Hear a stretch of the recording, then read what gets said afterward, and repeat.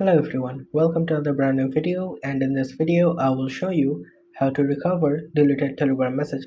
So let's open our Telegram app and let's say you deleted a conversation or some messages and now you want to recover it. How can you do it?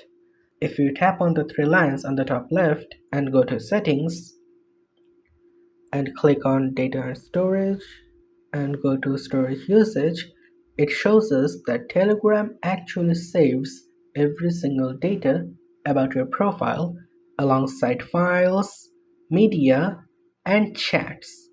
And all of these are stored either on your Google account or Telegram's cloud storage. So if you want to recover any deleted media or any deleted chats, all you have to do is uninstall your Telegram app and then reinstall it, and your backup will get triggered and all of the messages and everything will be restored. If you found this video helpful, please give it a thumbs up.